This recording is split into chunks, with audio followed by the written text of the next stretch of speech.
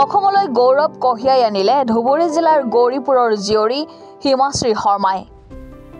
দিল্লীৰ নয়ডাত অনুষ্ঠিত যুৱ মহোৎসৱত সৰ্বভাৰত ভিত্তিত শাস্ত্ৰীয় কথক নৃত্যত সোণৰ পদক লাভ কৰি অসমলৈ সুনাম কঢ়িয়াই আনিবলৈ সক্ষম হৈছে ধুবুৰী জিলাৰ গৌৰীপুৰৰ জীয়ৰী হিমাশ্ৰী শৰ্মাই।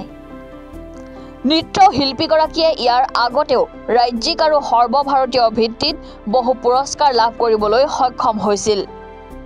প্ৰয়াত পিতৃ হিৰণ শৰ্মাও সাংস্কৃতিকৰ লগত জড়িত থকাৰ বাবে হিমাশ্ৰী শৰ্মাই পিতৃ আৰু মাতৃ পলুমা শৰ্মাৰ পৰা পোৱা সাহস আৰু অনুপ্ৰেৰণাৰ বাবেই অসম ৰাজ্যিক সংগীত কলা বিশ্ববিদ্যালয়ৰ পৰা কথক নৃত্যত স্নাতক ডিগ্ৰী লাভ কৰি ছত্তীশগড়ৰ ইন্দিৰা সংগীত বিশ্ববিদ্যালয়ত কথক নৃত্যত স্নাতকোত্তৰৰ বাবে অধ্যয়ন কৰি থকা বুলি জানিবলৈ দিয়ে।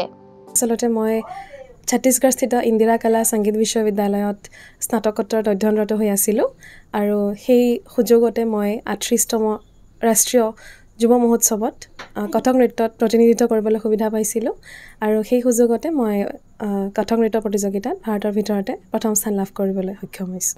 আচলতে যাত্ৰাটো বহুত দীঘলীয়া।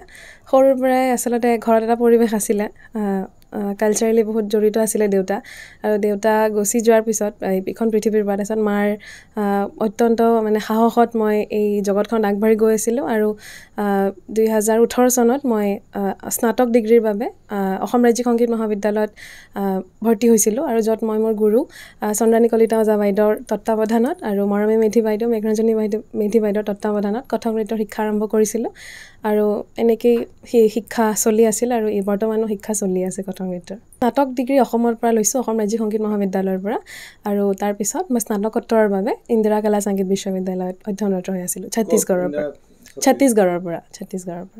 এতিয়া কি তোমাৰ হবি কি? হবি বুলি ক'লে মই কিতাপ পঢ়ি ভাল পাওঁ, লিখি ভাল পাওঁ, আৰু হবি এইখিনিয়ে আৰু।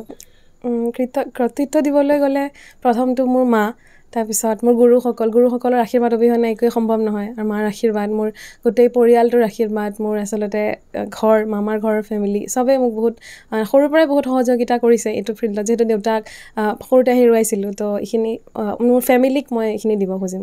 চাওক, এইটো গৌৰীপুৰবাসীয়ে নহয়, এইটো গোটেই অসমবাসীয়ে সেইটো আমি গৌৰৱ অনুভৱ কৰিছোঁ, কিয়নো ভাৰতবৰ্ষৰ ভিতৰত প্ৰথম স্থান লাভ কৰি যে তাই লৈ আহিছে সেইটো আমাৰ অসমবাসীয়ে আমি গৌৰৱ অনুভৱ কৰিছোঁ আৰু আনন্দ উল্লাস কৰিব লাগে। এইকাৰণে যে এজন গৌৰীপুৰৰ ছোৱালী হিচাপে, জীয়ৰী হিচাপে তাই যে ভাৰতৰ ভিতৰত প্ৰথম স্থান লাভ কৰি পেলাই আমাৰ ধুবুৰী জিলাৰ এটা সুনাম কঢ়িয়াই লৈ আনিছে, আৰু সেই সুনামটোৱে অসমবাসী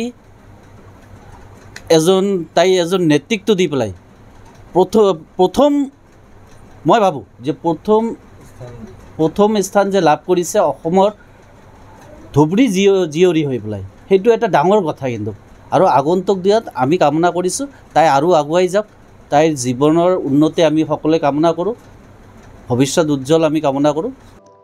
ধুবুৰীৰ পৰা নুৰুল আমিনৰ ৰিপৰ্ট, এনি ভাৰত 24।